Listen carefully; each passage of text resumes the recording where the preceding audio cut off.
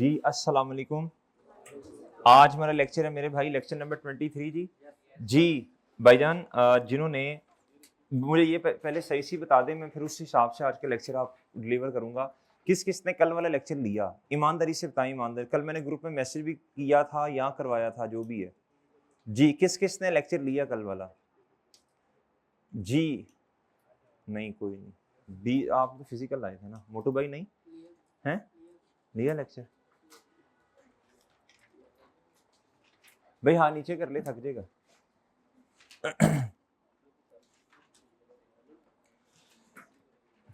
बच्चों जिन्होंने मैसेज पढ़ा था और फिर भी आप लोगों ने लेक्चर नहीं लिया तो डूब के मर जाएं जी। कुछ शर्म का मुकाम है बच्चों? जी पानी बेटा मैं ले आता हूँ आपके लिए। तुझे तो गोते लगवाऊंगा समुद्र में। अच्छा इधर इधर भाई, इधर भाईजान, ये ना जो आज हमने पढ़ना ना, इसका डायरेक्ट लिंक है कल वाले लेक्चर के साथ। वो किस तरह समझ आएगा मुझे बताओ?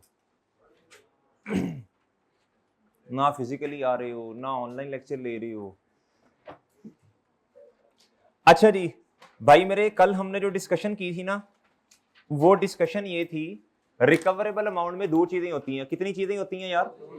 Higher of. Recoverable amount is the higher of value in use and fair value less cost of disposal. Fair value का मतलब market value, cost of disposal में टैग किया था 1 2 3, तीन चार चीजों में से कोई एक चीज आ गई, उसको माइनस कर देना। लीगल कॉस्ट समझाया था लीगल कॉस्ट इधर क्यों आती है, अब नहीं समझाना मैंने। कल मैंने 5-10 मिनट लगा के काफी टाइम लगाया था, लीगल कॉस्ट इधर आती क्यों है। स्टैम्प ड्यूटी वो माइनस करनी पड़ेगी। ट्रांसफर टैक्सेस, सही है ना मेरे भाई, नॉन रिफंडेबल। बहरहाल जो भी है छोड़ो, बस वो ट्रांसफर टैक्सेस माइनस कर देने हैं। उसके अलावा जी कॉस्ट ऑफ डिलीवरी, कस्टमर तक आपने उस एसेट को पहुंचाना, वो भी माइनस करेंगे। उसके बाद डायरेक्टली एट्रीब्यूटेबल कॉस्ट, कोई भी ऐसा खर्चा जो कि एसेट को डिस्पोज करने के लिए करना है बच्चों, वो सर आपको क्या करना पड़ेगा? फेयर वैल्यू में से माइनस करना पड़ेगा। दो लफ्ज ऐसे थे मेरे भाई जो माइनस कर, जो मैंने कहा था इनको इग्नोर करना है। क्या करना है? रिडेंडेंसी कॉस्ट, रीऑर्गेनाइजिंग या रीस्ट्रक्चरिंग कॉस्ट। जी हाँ जी, रीएलोकेटिंग, वो भी। रिडेंडेंसी कॉस्ट को समझाया था, वो क्या होती है? लेबर, जब आपने प्लांट जो है ना उसको डिस्पोज करने का डिसीजन कर लिया, जो लेबर यानी जब प्रोडक्शन करनी है तो लेबर है ना, उसने काम करना है, उसको जब ले ऑफ करेंगे तो मेरे भाई उनको फिर एक अमाउंट पे करनी पड़ेगी। सर वो आपने कभी भी कॉस्ट ऑफ डिस्पोजल में नहीं लेनी, सही है सर। और भैया रीस्ट्रक्चरिंग, अब आपने वो जो प्लांट उधर लगाया हुआ था उसको डिस्पोज कर दिया, उसके बाद जब उसको मेरे भाई आपने रीलोकेट करना है, सिस्टम को रीऑर्गेनाइज करना है, वो खर्चा कभी भी कॉस्ट ऑफ डिस्पोजल। क्या मेरी बात समझे? और मैंने ये भी आपसे अर्ज की थी, हाँ वो खर्चा तो है, लेकिन कॉस्ट ऑफ डिस्पोजल में से माइनस नहीं करना। डन बच्चों? कल वाला लेक्चर यार इंपॉर्टेंट था। कल वाला लेक्चर क्या था? इंपॉर्टेंट था। अब आज तो मैंने समरी बताई है ये सारी, कल तो डिटेल में बातें की थी ना सारी। लिया कल लेक्चर से तुमने जी। अब मेरे भाई फिर है वैल्यू इन यूज। अब वैल्यू इन यूज में कितनी चीजें आनी है मेरे भाई? आपको 3-4 स्टेप्स बताए थे। क्या बताए थे भाई? जी स्टेप्स बता दें कौन कौन से, शाबाश। अगर आपको याद हो तो इधर देखें भाईजान। स्टेप नंबर 1 में जवाब आएगा net operating cash flows. Cash inflows में से आउटफ्लोज माइनस करेंगे आप, आपके पास आएगा नेट ऑपरेटिंग कैश फ्लोज। ये स्टेप नंबर 1 है जी। उसके बाद मेरे भाई नेट सेल प्रोसीड्स आपको ऐड करनी पड़ेंगी। क्या करनी पड़ेंगी सर? ऐड करनी पड़ेंगी मेरे भाई। अब बहुत तवज्जो चाहिए, बहुत फोकस चाहिए आपका भाईजान। नेट सेल प्रोसीड्स जो है ना, 90% क्वेश्चंस के अंदर ये नेट सेल प्रोसीड्स दी होती हैं, और 10-12% चांस है कि ना दी होंगी तो ऐड कर देंगे।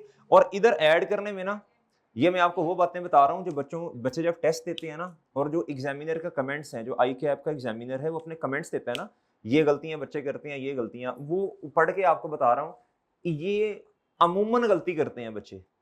ये आखिरी ईयर में या तो लिखना भूल जाते हैं, या उनको इसकी प्लेसमेंट का पता ही नहीं चल रहा होता है। पहले साल लिखनी, दूसरे लिखनी, या तीसरे लिखनी, ये किस साल के एंड पे लिखनी अगर दी हो तो। अगर मेरे भाई बात समझ आई, इसमें ये ऐड करेंगे। अब आपके पास टोटल नेट कैश फ्लोज आ जाएंगे। क्या आ जाएंगे मेरे भाई? देखो इधर तो कुछ ऐड नहीं हुआ, एज इट इज आ गया, एज इट इज आया, इसमें कुछ ऐड हुआ, ये आया। उसके बाद मेरे भाई ये है डिस्काउंट फैक्टर। क्या सर? इसके बारे में भी कल काफी हमने जरा डिटेल में गुफ्तगू की थी। ये डिस्काउंट फैक्टर क्या है? देखें, आज का जो 100 रुपया है, आज का जो 100 है मेरे भाई, 1 साल के 100 के बराबर नहीं होगा। बड़ी सिंपल सी बात है। आपको पता है रिस्क इन्वॉल्व होता है, इकोनॉमी जो आज की है पता नहीं कल को स्टेबल होगी या नहीं होगी, पता नहीं है ना, रिस्क इन्वॉल्व है इसमें। इन्फ्लेशन का impact, time value of money का इम्पैक्ट है। क्या मेरी बात समझे हैं? यार एक आम बंदा जो है ना, जिसको फाइनेंस की, अकाउंट्स की नॉलेज नहीं है, आप उससे भी पूछें यार आज 100 रुपया लेना पसंद करोगे या 1 साल के बाद? वो कहेगा यार अभी दे दो। हो सकता है बंदा ही फटक जाए ना, वो 100 मिले ही ना। और हो सकता है टाइम वैल्यू ऑफ मनी या इन्फ्लेशन की वजह से ये 100 रुपया जो आज मिल रहा है कल 80 या 90। मेरी बात समझे मेरे भाई? अच्छा जी, इसलिए भाई हमें तो कैश फ्लोज कब के चाहिए बताओ? शाबाश। हमें तो असल में ये कैश फ्लोज फ्यूचर के हैं। किसके हैं भाई? बुक वैल्यू आज की है हमारे पास, यानी 31, मिसाल दे रहा हूं, 31 दिसंबर 2023 के एंड पे आप इंपेयरमेंट का टेस्ट परफॉर्म कर रहे हैं। और बात समझ रही है भाई? आपने fair value less cost of disposal Alwar भाई कब की ली है? 31 दिसंबर 2023 की ली है। क्या बात समझे? तो यार ये जो कैश फ्लोज हैं ये फ्यूचर के हैं, इसको भी आज की तारीख पे लेके आना पड़ेगा। ये आप लोगों ने सारा कॉन्सेप्ट क्यूएम के अंदर पढ़ा हुआ है। किधर पढ़ा मेरे भाई? बस पढ़ा है, याद यूद कोई नहीं आपको बाहर, लेकिन इतना तो पता ना डिस्काउंटिंग का एक कॉन्सेप्ट होता था, डिस्काउंटिंग का एक कॉन्सेप्ट होता था। वो जो भी है मेरे भाई, वो हमने अब इधर सीखने की कोशिश की। मजीद सवालात भी करेंगे तो मजीद भी इंशाल्लाह सीखते जाएंगे। ये डिस्काउंट फैक्टर इधर लिया हमने। मैंने कहा जी 10% डिस्काउंट फैक्टर है। कितना है बच्चों? इधर देखें जरा गौर से, मुंह तां करें, इधर देखें मेरे भाई, ये है जी ईयर 1। क्या मेरे भाई? हम इधर खड़े हैं, हम इधर खड़े हैं, नाउ इधर खड़े हैं। अब 1 साल के, अगले साल के एंड पे इतने कैश फ्लोज हैं, इसे इधर नाउ पे लेके आना पड़ेगा। ये ना ईयर 1 का मतलब है उन्होंने ना हमें टाइमलाइन नहीं बताई थी। हो सकता है जी हम 2023 के एंड पे खड़े हों, अगला साल 2024, 25, 26, ये कोई कसम से इल्हामी बातें नहीं हो रही, ये सारा पढ़ाया हुआ है, सारी बातें की हैं, सिर्फ रिवाइज करवा रहा हूँ। ठीक है, क्योंकि आज मैंने, मेरा काम मुश्किल ना करें, आज आपको असल में कुछ क्वेश्चंस करवाने हैं जी, इसलिए सारा रिवाइज करवा रहा हूँ। जो कल नहीं आए थे चलो यार उनको भी थोड़ा बहुत पल्ले पड़े। अनवर भाई लेक्चर लिया आपने? तुम बच्चों को भी खराब कर रहे हो, खुद तो खराब हो, दूसरों को भी खराब कर रहे हो, उनको भी मशवरे दे रही हो ग्रुप में। मुझे कोई बच्चे ग्रुप में मैसेज सेंड कर देते हैं तुम्हारे स्क्रीनशॉट्स में, बच्चों को तो मशवरे देते हो यार छुट्टी कर लो, आज ना जाओ, शर्म करो, हया करो थोड़ी सी। वो जिस दिन पीआरसी की पार्टी थी उस दिन तुमने मैसेज किया बच्चों को, मुझे सब पता है, सब पता है। उस दिन तुमने बच्चों को मैसेज किया यार दफा करो, आज क्लास ना लो यार, ये ऑनलाइन लेक्चर आ जाएगा। अलवर ऐसा था ना, इसका मशवरा था ना वो बाकी 5-7 बच्चों को भी खराब कर रहे हो हैं। शर्म करो, हया करो थोड़ी सी जी। अच्छा जी, अब मेरे भाई कल का लेक्चर लिया तुमने? जो बिस्ती होने लगी थी तुम्हारी, कल का लेक्चर लिया? तो दूसरे में क्या मसला था? वो ठीक नहीं था, उसमें कोई अजीब बातें की थी हैं? अच्छा क्लास थी भाई। अलवर आपने लिया लेक्चर? शर्म करो, हया करो थोड़ी सी हैं। आज का लेक्चर कैसे समझ आएगा आपको? ग्रुप में मैसेज किया, आपको बताया भी यार प्लीज मेरे भाई कल लेक्चर लेके आना, यार प्लीज लेक्चर लेके आना वरना समझ नहीं आएगा। आज आप लोगों ने ये लेक्चर लेना और डिसाइड कर लेना जी FAR 1 बहुत मुश्किल हो गई है, ये हमें समझ नहीं आएगी, फिर आपने कॉन्फिडेंस अपना शेक कर लेना। यार उमर साहब आप भी नहीं आए कल क्लास में, मेरा ख्याल है लेक्चर ले लिया था जी इन्होंने। अच्छा जी, अब ये मिसाल दे रहा हूँ ना, 1 साल का मतलब जी हम 31 दिसंबर 23 के एंड पे खड़े हैं, ये है जी 31 दिसंबर 2024, 25, 26। मेरे भाई अब 1 साल के बाद में, 1 साल के एंड पर, पहले साल के एंड पे जो कैश फ्लोज आ रहे हैं इससे पिछले साल के एंड पर लेके आना है, -1 करना पड़ेगा। ये होता है डिस्काउंटिंग। क्या होता है बच्चों? और मेरे भाई ये 2 साल पहले इधर लेके आओगे फिर इधर लेके आओगे, -2 कर दें बस। क्या करने बच्चों? ये बस कैलकुलेटर पे जादू हो रहा है, आपको नहीं पता, बस छोड़ें इसको। और मेरे भाई ये -3, 1 साल इधर, 2 साल और 3 साल, ये इधर क्या कर देंगे आप? -3। कैलकुलेटर समझदार है, आप ऐसा करेंगे तो वो जवाब दे देगा इंशाल्लाह जी। A को B से मल्टीप्लाई करें, ये बच्चों आपकी प्रेजेंट वैल्यू आई। क्या आ गई मेरे भाई? अब इसका मतलब समझें। वैसे आपको ये पता होगा मैं वैसे आपको रिवाइज करवा रहा हूँ, आपको उस्तादों ने पढ़ाया होगा, आपने हजम भी किया होगा इस बात को। मेरे भाई इस प्रेजेंट वैल्यू का मतलब क्या है? इस प्रेजेंट वैल्यू का मतलब ये है अगले एक साल, अगले साल के एंड पर हम अजम्पशन यही लेते हैं ना। वैसे प्रैक्टिकली स्पीकिंग आपको बताया था ये कैश इनफ्लोज और आउटफ्लोज तो रोजाना की बेसिस पे हो रहे होंगे, ऐसे ही है ना भाई। डेवो बस वालों ने रोजाना की बेसिस पर बस को चलाना है, लोगों से फेयर लेना, किराया लेना, खर्चा भी रोजाना की बेसिस पे होना है, ऐसे ही है ना। पेट्रोल सही है, रिपेयर मेंटेनेंस। अजम्पशन ये होती है बच्चों साल की एंड की, पेपर में बैठकर ये बहुत मुश्किल हो जाएगा अगर रोजाना की बेसिस पे काम करें। एक साल में ऐसे ना आजकल कितने दिन है, 365 या जितने भी हैं, 62 63 या जो भी 360 कर लें आप। मेरे भाई अगर रोजाना की बेस पे कैश इनफ्लोज और आउटफ्लोज का हिसाब करने लगेंगे ना, पेपर नहीं होगा सॉल्व, सिर्फ फिर 4-5 साल, जो एक साल भी खैर नहीं होगा, 3 सवा 3 घंटे गुजर जाएंगे। इसलिए अजम्पशन होती है कैश इनफ्लोज और आउटफ्लोज ये अराइज हो रहे हैं eight the end of the year. बात समझ आई सर? बात समझ आई? अगले साल के एंड पे इतने पैसे मिलने, फिर दूसरे साल के एंड पे इतने मिलने, तीसरे साल के एंड पर इतने मिलने। अब मेरे भाई ये जो तीसरे साल के एंड पर इतने पैसे मिलने हैं 75,000 जो आना है भाई, ये 3 साल के बाद वाला 75,000 आज के 75,000 के बराबर नहीं है। तो इसलिए मेरे भाई ये डिस्काउंट किया इसे और हमने कहा ये 56349। और बात समझे हैं, 3 साल के बाद जो 75,000 मिलना है असल में ये इतने की औकात है इसकी। मेरी बात समझे हैं? क्यों? इन्फ्लेशन की वजह से, रिस्क की वजह से। और समझ रहे हो, क्वेश्चन तो सारे कर लेंगे, कॉन्सेप्ट्स नहीं होंगे। क्वेश्चन तो कर लेंगे, ना भी समझाऊं तो क्वेश्चन तो आपने घर ही लेना, कॉन्सेप्ट्स नहीं होंगे, फायदा नहीं होता। आगे यही बातें आपने एमएफए में पढ़नी है। किधर पढ़नी है मेरे भाई? एमएफए। फिर यही बातें आपने बिजनेस फाइनेंस डिसीजंस में पढ़नी है। फिर यही बातें आपने आगे जाके एमएसए 2 में पढ़नी है। बेस अच्छी बनी होगी तो आसानी से समझ आएंगे इंशाल्लाह, कॉन्फिडेंस के साथ बैठे होगे। और बात समझे हैं बच्चों? क्या ये प्रेजेंट वैल्यू का कॉन्सेप्ट समझ आया आपको? आ गया मेरे भाई? अच्छा जी, अब इस तरह करें भाई, step 1 net operating cash flows, इसमें नेट सेल प्रोसीड्स अगर क्वेश्चन में हुई तो वो स्टेप 2 इसमें ऐड होगा। ये मेरे भाई आपके पास टोटल के आ जाएंगे, बोलो शाबाश, नेट कैश फ्लोस। अब मेरे भाई स्टेप नंबर 3 में आपने लिखवाया था ना, वो डिस्काउंट फैक्टर लगाकर प्रेजेंट वैल्यू निकालनी है। ये 3 स्टेप्स होंगे और आपकी वैल्यू इन यूज की कैलकुलेशन हो जाएगी। डन भाई? Done sir? ओके। एक और बात बताई थी, एक और बात बताई थी मेरे भाई, नोट लिखवाया था, नोट लिखवाया था, डेप्रिसिएशन एक्सपेंस है मैं मानता हूं, लेकिन मेरे भाई ये कैश एक्सपेंस नहीं है, लिहाजा इसको अगर क्वेश्चन में उन्होंने गलती से आउटफ्लोज में ले भी लिया तो आपको क्या करना पड़ेगा? रिवर्स करना पड़ेगा, रिवर्स करना पड़ेगा। क्या करना पड़ेगा? इसके अलावा लोन की रीपेमेंट और इंटरेस्ट पेमेंट ऑफ लोन और मेरे भाई टैक्स की पेमेंट, मेरे मासूम दोस्तों इनको भी आप, अच्छा ये है कैश एक्सपेंस, फिर भी नहीं लेने आपने, फिर भी मेरे भाई नहीं लेने। ये शायद आज ही मैं समझा दूंगा आपको क्यों नहीं लेने। अच्छा, इनको भी आपने आउटफ्लो में कंसीडर नहीं करना। क्या आपको ये बात समझ आती है भाई? क्या ये बात समझ आती है मेरे भाई? अच्छा, अब अगली बात सुन लें। इसके बाद एक और नोट भी आपको लिखवाया था, कल का लेक्चर बड़ा इंपॉर्टेंट था, एक और नोट भी आपको लिखवाया था। वो नोट ये था, हमने वैल्यू इन यूज के अंदर इनकम एंड एक्सपेंसेस को लेना है या उनकी कैश इनफ्लो और आउटफ्लो को लेना है?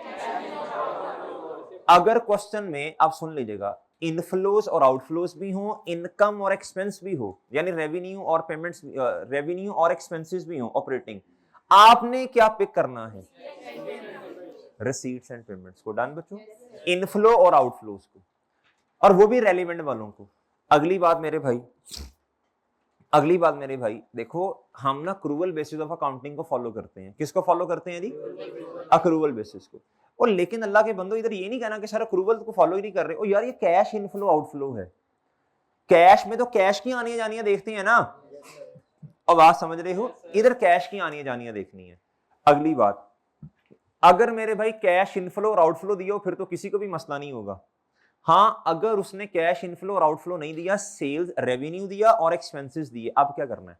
अब इसी को आपने इनफ्लो और आउटफ्लो समझ लेना है। ये मैक्सिमम पॉसिबल सिनेरियोस बन सकते हैं जो आपको बता दिए। डन?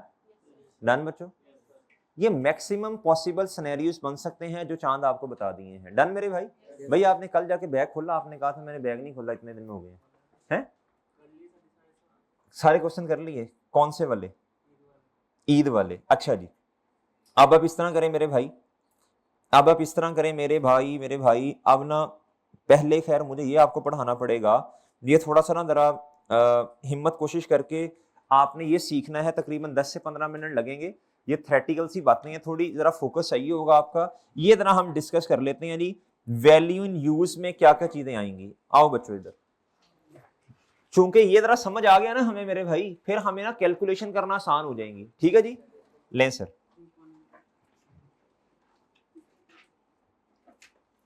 यार आप लोगों ने अपने दोस्तों को कॉल वगैरह की या उनको मैसेज किया यार क्लास में आ जाओ, बड़ा नुकसान हो जाना है आगे। किया आपने मैसेज? या आप तो खुद नहीं आए थे, आपने क्या करना जी? और तुम्हारे तो उठाएंगे भी नहीं, हरकत ठीक नहीं है ना जी मेरे भाई। Future cash flow in value in use, क्या आप इस बात से इत्तेफाक करते हैं जी कि वैल्यू इन यूज के लिए हमें कैश फ्लोज कौन से लेने पड़ेंगे?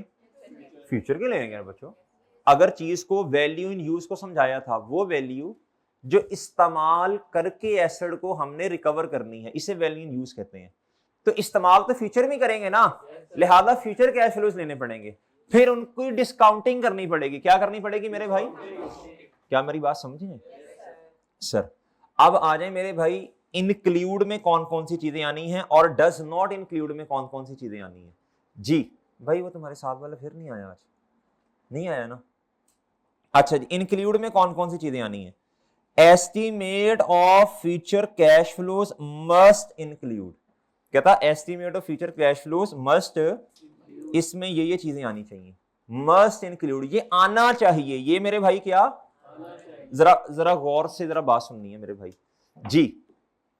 कहता जी cash inflows from the continuing use of the asset. इसके आगे लिख लें, इसके आगे लिख लें, यानी डेवो बस को चलाकर जो पैसे आने हैं, डेवो बस को चलाकर जो पैसे आने हैं जी, डेवो बस को चलाकर जो पैसे आने हैं, यानी जो कस्टमर से किराया लेना है, फेयर लेना है। भाई लिखो ना जी। भाई मैं आपको कल भी कहा था ना सोचा करो इतना, सब सही हो जाएगा। कल भी तुम्हें तसल्ली दी थी कि दो घर वालों को बताओ, 2 अटेम्प्ट्स हैं इस ईद पे, नहीं तो अगली ईद पे सही इंशाल्लाह जी। फिर तुम परेशान हो जी। अच्छा मेरे भाई आगे आ जाए। कहता जी फ्यूचर कैश फ्लो। अच्छा बच्चों, कैश फ्लोज का मतलब होता है इनफ्लो भी और आउटफ्लो भी, ठीक है ना?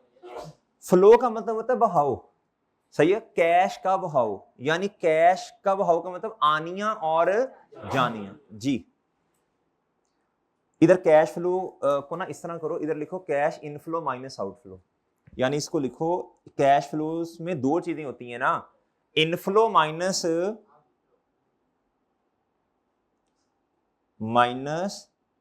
आउटफ्लो, ठीक है भाई? अच्छा जी, कैश फ्लो ये असल में फिर बन जाता है नेट कैश फ्लो। क्या बन जाता है बच्चों, वो समझ रहे हो? अच्छा, ये तो इनफ्लो की बात कर दी ना उसने। अगली बात उसने की है बच्चों, इसको हाईलाइट करना पड़ेगा। अगली बात उसने की है जी आउटफ्लो की। किसकी बच्चों? आउटफ्लो की। किसकी मेरे भाई? आउटफ्लो की जी। चीज को रीड कैसे करते हैं? अच्छा रीडर वो होता है बच्चों, जो साइंटिफिक रिसर्चेज है ना बच्चों, वो ये कहते हैं अच्छा रीडर कौन होता है?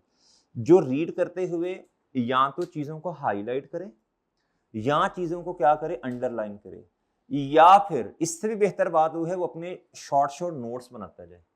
ये आपके नोट्स बन रहे हैं ना, ये वाले ये बात समझ रहे हो कि नहीं समझ रहे? इससे होता क्या, आपका टाइम सेव होता है। जब आप चीजों को रिवाइज करने लगेंगे तो आपको फिर सारा दोबारा नहीं पढ़ना पड़ेगा। किताब पे थोड़ा गंद मारा हो ना, तो बंदे को हौसला होता है यार ये चीज मैंने पहले पढ़ी हुई है। अगर नवी नकोर किताब होगी, दिखने में अच्छी लगेगी, पढ़ने में अच्छी नहीं लगेगी।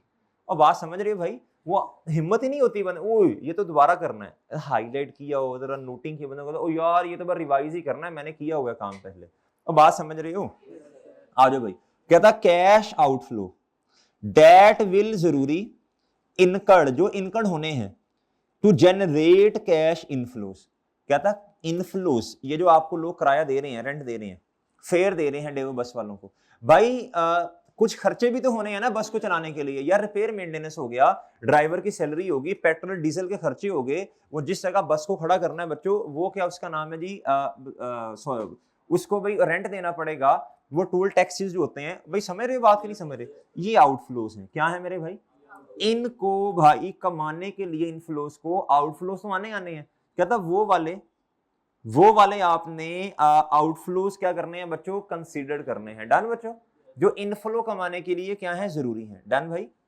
कहता फ्रॉम कॉन्टिन्यूइंग यूज, आपने एक लफ्ज देखा होगा, कॉन्टिन्यूइंग यूज का लफ्ज लिख रहा है, क्या लिख रहा है बच्चों, यानी इस्तेमाल की वजह से। किसकी वजह से सर, क्या बात समझे।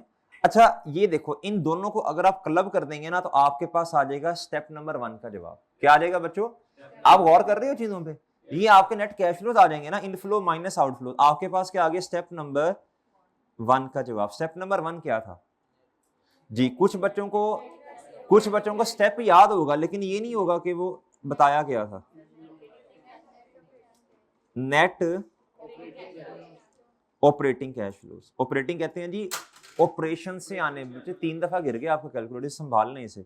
नेट ऑपरेटिंग कैश फ्लो, ये स्टेप नंबर 1 है। क्या है अगला स्टेप बताएं, नेट डिस्पोजल प्रोसीड, वो sale proceeds at the end of assets, ये क्या है बच्चों, स्टेप नंबर 2। क्या मेरी बात समझ गए आप, क्या बात समझे हैं। कहता जी दाफ, अच्छा ये बात है वेरी वेरी इंपॉर्टेंट, ये बात क्या है बच्चों, ये जो लिखी हुई है ये बात जरा समझने की कोशिश करें, ये बात बड़ी अहम है भाई, ये बात अहम है, इधर तरह मुंह तां करें ना, ये बात अहम है बच्चों। एक लफ्ज इधर लिखा है जी करंट कंडीशन, क्या भाई, इस लफ्ज को हाईलाइट करें, मैं जरा समझाऊंगा आपको। इधर देखें भाई मेरे, करंट कंडीशन का मतलब है इस वक्त की हालत क्या है। क्या मेरे भाई, इस वक्त हालत क्या है, क्या है बोलो शाबाश। मिसाल के तौर पे मेरे भाई कल्टस गाड़ी है, कौन सी मेरे भाई, 2019 मॉडल है, कौन सा मेरे भाई, ठीक है। इसकी आप ना इसका इंपेयरमेंट टेस्ट परफॉर्म करना चाह रहे हैं, क्या करना चाह रहे हैं, एंड वाले भाई हेलो इधर देखो भाई, इसका आप इंपेयरमेंट टेस्ट परफॉर्म करना चाह रहे हैं, किसके साथ कंपैरिजन करना पड़ेगा, रिकवरेबल अमाउंट। मेरे भाई अब जो आपने बुक वैल्यू लेनी है वो क्या लेनी है, 31, मैं मिसाल दे रहा हूँ जी, 31 दिसंबर ईयर एंड है, बुक वैल्यू इस तारीख की लेनी है जी, और ऐसी है रिकवरेबल अमाउंट भी इसी तारीख पे नहीं लेनी पड़ेगी, यानी जरा गौर से, रिकवरेबल अमाउंट भी इसी तारीख पे, वैल्यू इन यूज भी, यानी उसको उसकी प्रेजेंट वैल्यू निकाल लेंगे, और मेरे भाई fair value less cost of disposal भी इसी तारीख पे। अब हालत तारीख भी सेम हो और हालत भी सेम हो, क्या मेरे भाई, ये 2019 मॉडल है ना, जब आपने रिकवरेबल अमाउंट कैलकुलेट करनी है तो वो भी क्या कैलकुलेट करनी, वो भी 19 मॉडल वाले को सामने रख के कैलकुलेट करनी है। क्या मेरी बात समझे हैं, fair value less cost of disposal 2019 model वाले की कैलकुलेट करनी है आपने, यानी उसकी हालत सेम हो, कंडीशन ये हो, लाइक इसे कहते हैं लाइक विद लाइक कंपैरिजन, इसे क्या कहते हैं। अगली बात, जब आपने वैल्यू इन यूज कैलकुलेट करनी है तो अपडेटेड मॉडल नहीं लेना आपने जो वैल्यू इन यूज लेनी है, आपने कहा ना ये कल्टस, मिसाल के तौर पे कल्टस से आप क्या कर रहे हैं जी, रेंटल पे दी है जी, तो लोगों को लेके आते हैं छोड़ के आते हैं, सही है मेरे भाई। अब आपने जो वैल्यू इन यूज लेनी है वो भी आपने कल्टस 2019 मॉडल ही लेना है। क्या मेरी बात समझ गए, अपडेटेड मॉडल लेने की इजाजत नहीं है। अच्छा और मजे की बात है, मॉडल भी वो हो, उसकी कंडीशन भी वही होनी चाहिए, और बात समझे हैं, बात समझ रहे मेरे भाई, और सही है। अब ना तो बुक वैल्यू में अपडेटेड मॉडल लेना है, बुक वैल्यू भी उसी एसेट की निकालनी है जो ये है, अब बात समझ रहे हैं जी, और रिकवरेबल अमाउंट भी आपने उसी हालत उसी मॉडल की लेनी है। क्या बात समझे हैं, इंप्रूव या अपडेटेड वाला डेटा नहीं लेना, ना बुक वैल्यू में लेना है ना ही रिकवरेबल अमाउंट में, इस बात को नोट कर लो, इस बात। अच्छा आप जितने अच्छे नोट्स बनाएंगे ना अपने, उतना आसान हो जाएगा क्वेश्चन सॉल्व करना। बच्चे कहते हैं सर जी मैंने इस टॉपिक के ना 25 क्वेश्चंस कर लिए हैं, कितने, लेकिन हर दफा ना क्वेश्चन में ना गलती होती है मेरे से। भाई गलतियां इसलिए हो रही, अच्छा पहले जब आप 8-10 क्वेश्चंस कर लोगे तो नॉर्मल है, प्रैक्टिस के दौरान गलतियां होंगी। अब जब इतने क्वेश्चंस कर लिए ना एक आधा पॉइंट तो नया होता ही होता है, लेकिन जो आपके बेसिक्स पॉइंट हर क्वेश्चन में आ रहे हैं, अगर वो भी गलत हो रहे हैं, इसके मतलब आपके किस में मसला है, कॉन्सेप्ट्स में। तो आप ना अपने आप को वैल्यूएट किया करें। मैंने आपसे पहले भी अर्ज की थी, बच्चे आते हैं कहते हैं सर जी पेपर पास नहीं हो रहा, बार बार फेल हो रहा है, टेस्ट पास नहीं हो रहे। तो देखो यार, हर किसी के लिए मशवरा डिफरेंट होता है। मैं ये नहीं सबको कह सकता भाई प्रैक्टिस ज्यादा करो, क्लासेस दोबारा लो, मैं ये नहीं कह सकता। एवेल्युएट करो भाई, एवेल्युएट करो खुद को, गलती किस जगह हो रही है। अगर तो वो वाली चीजें जो हर क्वेश्चन में रिपीट हो रही हैं, अगर उनमें भी मसला आ रहा है, इसका मतलब आपके कॉन्सेप्ट में मसला है। किस में मसला मेरे भाई, सही नहीं है। अगर उनमें मसला नहीं आ रहा, जो नए नए पॉइंट्स हैं उनमें मसला आता है, जो हर क्वेश्चन में नया पॉइंट है वो आपसे सॉल्व नहीं हो रहा, इसका मतलब है कोई इशू नहीं है, आपका पेपर पास हो जाएगा। वो सारों के लिए ही नया है। क्या है मेरे भाई, तकरीबन 60-70% क्वेश्चन पुराना ही होता है, उसमें वही चीजें बार बार इस्तेमाल होती हैं। आप देख लें आइए 16 कितने क्वेश्चन किए हमने, जो नया पॉइंट है वो सारों के लिए नया। कुछ बच्चे सही कर लेंगे, कुछ आधा सही करेंगे, कुछ बिल्कुल नहीं करेंगे। कोशिश करो आधा को तो सही हो वो। और कुछ बच्चे ये कहते हैं सर जी क्या उसका नाम है, कॉन्सेप्ट समझ आ गए हैं सारे, लेकिन फिर भी गलतियां हो रही हैं। इसका मतलब उनकी प्रैक्टिस में मसला है। किस में मसला है, प्रैक्टिस में मसला है। इनफ प्रैक्टिस आपने नहीं की। अब आपने खुद को देखना है जी कि भाई मेरा मसला क्या है। क्या मेरी बात समझ रहे हैं? बच्चे कहते सर 30 सवाल कर लिए अभी भी गलती हो रही है। यार इसका मतलब है आपके ना कॉन्सेप्ट सही नहीं है। ये नोट्स आपने बना लिए, अब नोट्स बनाने के बाद ना आपने इनको घर जाके पढ़ना ही नहीं, क्वेश्चंस को दोबारा करना है। अगर तो सॉल्व हो जाते हैं 80%, इसका मतलब है अल्हम्दुलिल्लाह आपके कॉन्सेप्ट्स क्या हैं, सही हैं। और बात समझ रहे हैं जी, नोट्स बनाने के बड़े फायदे होते हैं। आपको सारी चीजें समराइज फॉर्म में मिल जाती हैं, आपने उनको रिवाइज करना है, क्वेश्चन सॉल्व करने हैं। ठीक है सर, इंशाल्लाह आराम से सॉल्व होंगे, आराम से हो जाएंगे, कोई मसला ही नहीं होगा। आप इधर आओ मेरे भाई, डज नॉट इंक्लूड। अगर आपको है, हाँ नोट लिख लो, नोट लिख लो, लिखो एसिड की बुक वैल्यू निकालते हुए, एसिड की बुक वैल्यू निकालते हुए एंड रिकवरेबल अमाउंट निकालते हुए। ऑनलाइन वालों ये हमने भी लिखना है यार, ये हमें भी लिखना पड़ेगा। एसिड की बुक वैल्यू निकालते हुए एंड रिकवरेबल अमाउंट निकालते हुए, एसिड की बुक वैल्यू निकालते हुए एंड रिकवरेबल अमाउंट निकालते हुए। एंड क्या, एंड रिकवरेबल अमाउंट निकालते हुए हमने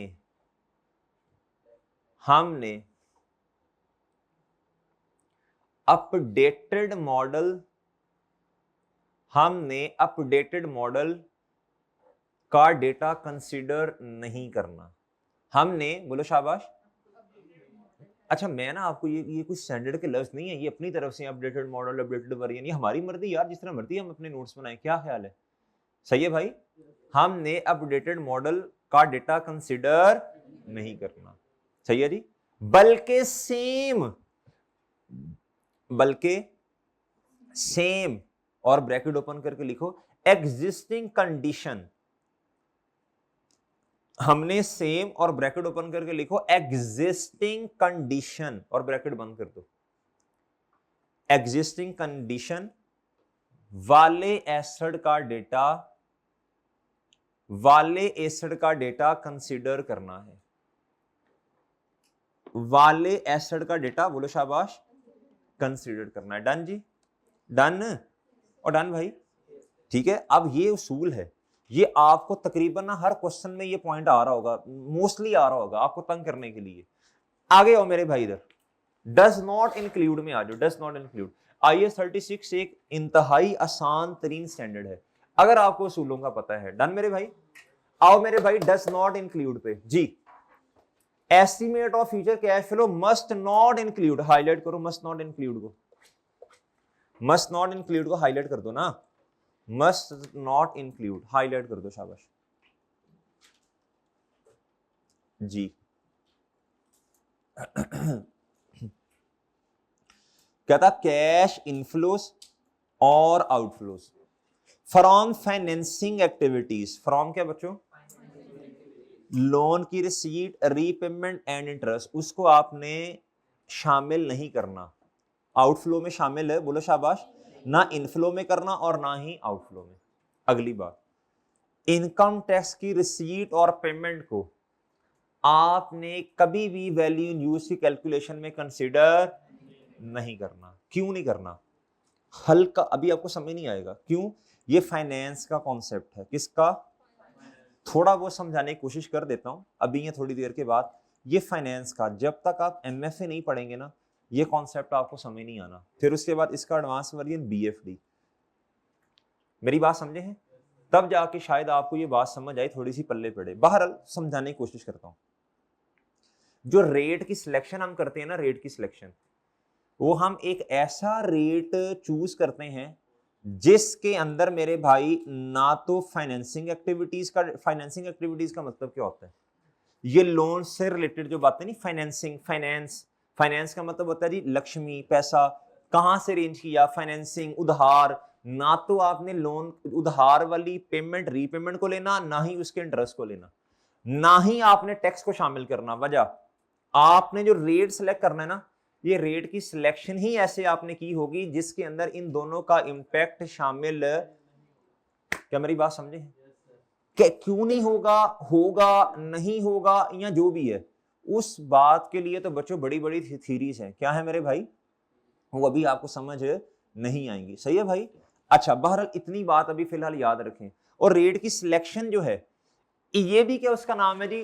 पेपर में आपको ना ये नहीं पूछेगा कि ये रेट क्यों सिलेक्ट किया, बस आपको इतना पता होना चाहिए ये रेट सिलेक्ट करना ऐसे है। उसके पीछे लॉजिक क्या है वो हमारे पेपर का हिस्सा नहीं है, वो मैं आपको बता रहा हूं। ये फाइनेंस डिसीजंस हैं। क्या है बच्चों? और बात समझे? अच्छा, आगे आ जाए। तीसरी बात, तीसरा और चौथा पॉइंट मिला के पढ़ना पड़ेगा। तीसरा चौथा पॉइंट मिला के पढ़ना पड़ेगा। पहला और दूसरा समझ आया? बस सिंपल याद रखो, ना तो आपने लोन की पेमेंट या रीपेमेंट को लेना, ना तो जब लोन आया वो इनफ्लो के तौर पे लेना, ना आपने पेमेंट को आउटफ्लो के तौर पे लेना, ना ही उसके इंटरेस्ट की पेमेंट को आपने आउटफ्लो के तौर पे लेना, ना ही आपने टैक्स की रिसीट को या टैक्स की पेमेंट को इनफ्लो और आउटफ्लो के तौर पे लेना। इग्नोर करना है। क्या करना है? डन। और अगर कभी उन्होंने गलती से ले लिया तो आपको फिर रिवर्स करना पड़ेगा। क्या करना पड़ेगा? रिवर्स करना। इनफ्लो के तौर पे रिसीट को ले लिया तो आपको रिसीट कम करनी पड़ेगी। आउटफ्लो के तौर पे, आउटफ्लो का मतलब होता है पेमेंट, अगर आउटफ्लो को ले लिया तो क्या करना पड़ेगा बताएं? तो आपको आउटफ्लो का मतलब आपने पेमेंट ज्यादा शामिल कर ली ना, तो अब आपको क्या करना पड़ेगा? रिवर्स करना पड़ेगा। रिवर्स। इनफ्लो में रिवर्स का मतलब क्या? इनफ्लो कम करना। आउटफ्लो पेमेंट है, इसमें रिवर्स करने का मतलब है पेमेंट कम करना। पेमेंट कम करेंगे तो कैश बढ़ जाएगा। वो डन है? पता नहीं हम ही बात तो नहीं कर रहे यार, मैं एग्जांपल से भी समझा दूंगा, छोड़ो अभी। अगली बात सुनिएगा जरा गौर से, ये बात जरा तवज्जो से सुनने वाली है। आप खड़े हैं मेरे भाई 31 दिसंबर, ये 3 और 4 जरा मिला के पढ़ना पड़ेगा। 31 दिसंबर 2023 के एंड पे खड़े हैं। डन मेरे भाई? ये विंगे चिपे जैसे भी हैं, बस आप इस तरह खड़े हैं जी। 31 दिसंबर 2023 के एंड पे मेरे भाई जरा गौर से सुनिएगा। आपने जो वैल्यू इन यूज में डेटा लिया है वो आपने कौन सा लिया? फ्यूचर का। वो आपने फ्यूचर का डेटा लिया है ना। वैल्यू इन यूज में जो आपने डेटा लिया वो फ्यूचर का डेटा लिया, फ्यूचर के कैश फ्लोस। क्या फ्लो? कैश फ्लो मतलब इनफ्लो माइनस आउटफ्लो जो भी है। फ्यूचर कैश फ्लो या नेट कैश फ्लोस आपने लिए, ये फ्यूचर के लिए ना।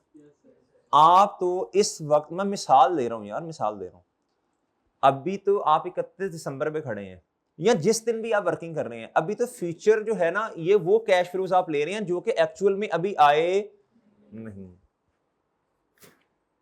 अच्छा जी, आप आ गए हैं जी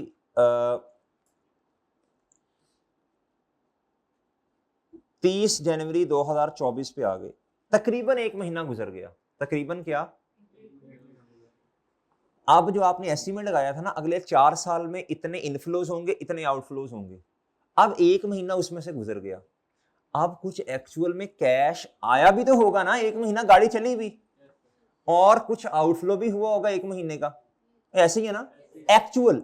इधर आप एस्टिमेटेड ले रहे हो, वो फ्यूचर में, फ्यूचर का तो नहीं पता ना आपको मेरे भाई। कैसे हो सकता है फ्यूचर में थोड़ी देर गए फिर पीछे वापस आ गए 1 महीना? ऐसे तो नहीं होगा ना बच्चों जी। अब आप इस तारीख पे खड़े होके एस्टिमेटेड बेसिस पर क्या कर रहे हो बच्चों? इनफ्लोज और आउटफ्लोज ले रहे हो। 1 महीना तकरीबन गुजर गया, चलो मैं 31 कर देता हूं इधर। 1 महीना गुजरा, ओए अब एक्चुअल में कुछ कैश इनफ्लोज और आउटफ्लोज आए भी तो होंगे ना, कि नहीं आए होंगे? क्या ये जो एक्चुअल वाले आए हैं इनको एस्टिमेटेड बेसिस पे आपने पहले शामिल कर नहीं लिया इस वर्किंग में? और कर लिया ना, कर लिया ना। और वो तो आपने 4 साल के या 3 साल के शामिल किए हैं, वो तो बहुत ज्यादा होंगे, ये तो थोड़े से होंगे ना। क्या मेरी बात समझे हैं? क्या जब एक्चुअल में कैश इनफ्लोज और आउटफ्लोज आएंगे तो मुझे एक बात का जवाब दें, क्या अब दोबारा मैं इस वर्किंग में शामिल करूंगा इसे? क्या मैं दोबारा इस वर्किंग में शामिल करूंगा? जवाब नहीं करूंगा। ठीक है जी, नहीं करूंगा। क्यों नहीं करूंगा? आपने इसका इंपैक्ट ऑलरेडी ले लिया है। क्या मेरी बात समझे हैं आप या नहीं?